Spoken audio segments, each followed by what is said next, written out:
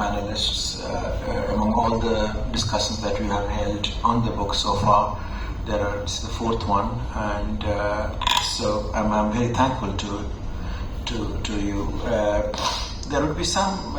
There are some areas where I obviously have to reread the book to answer, and but I'll just make two quick comments.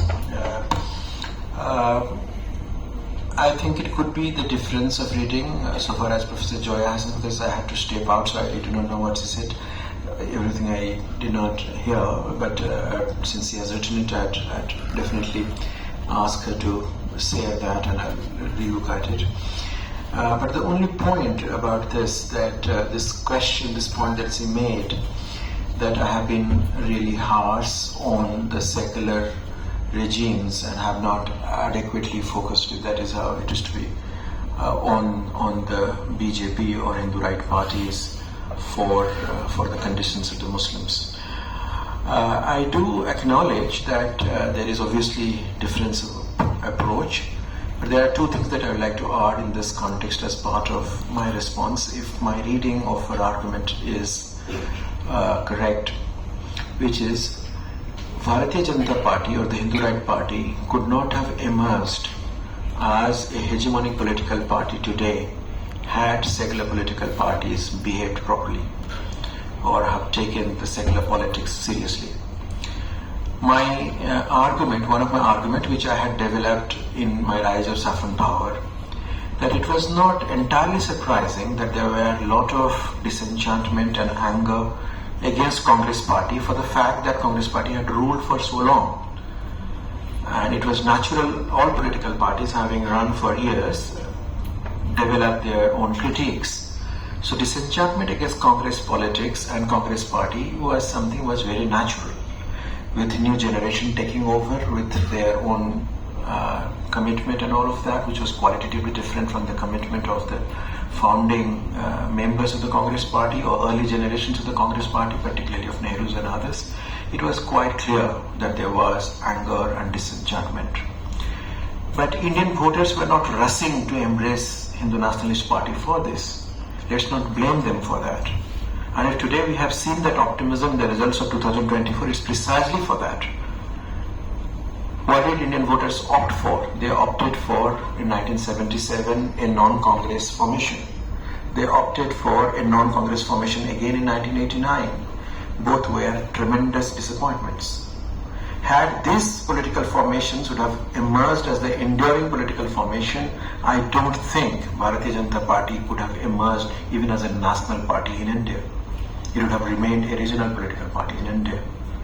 If you look at the ideological history of Bharatiya Janata Party, you would come across there is a significant difference in a manner that the party in the early 80s tried to frame its ideology and the ideology that it eventually pursued since Ayodhya movement onwards.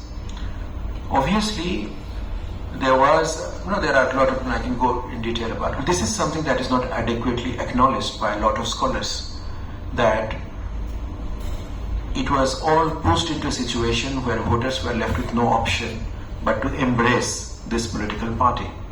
Again, in the rise of this political party, you would come across significant active hand of regional secular political parties. Today, some of the most prominent forces who are attacking Bharatiya Janata Party as fascist political party are the ones who had promoted it. Mamata Banerjee, Farooq Abdullah, I can name a lot of them.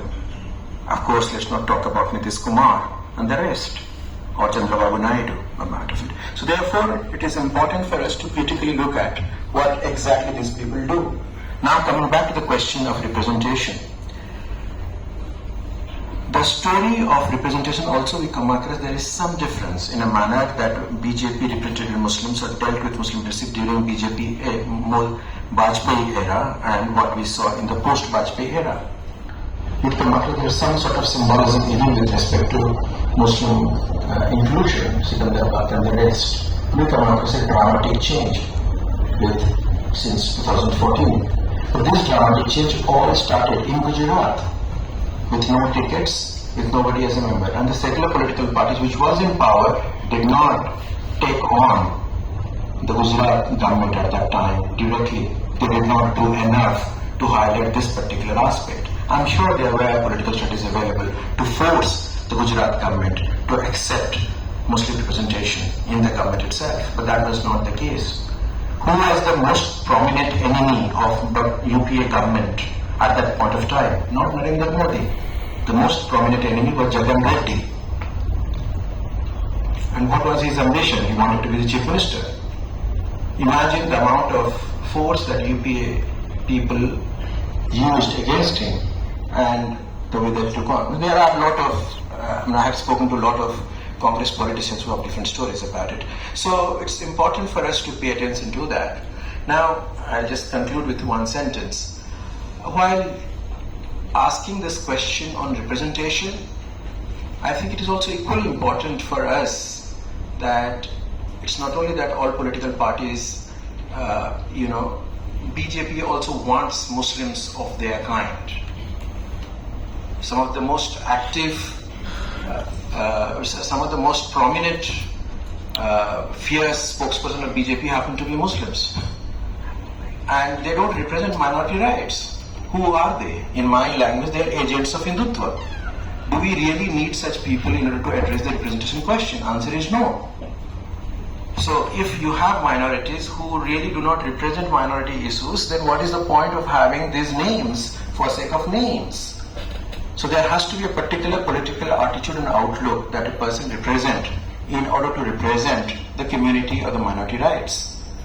Obviously, Muslim representation does not mean that we should also embrace cases like examples like Muhammad Sahabuddin, the Don of Siwan. What benefit the community get out of it? Or Atiq Ahmed, what benefit the community will get out of it? Or for that matter, Yusuf Pathan. I just don't know what sort of great, championing that he could do in the parliament, because no one knows what his politics is all about. So these are other interesting questions that we need to ask about representations and all of that. So with these words, I would like to stop it here, but at the same time,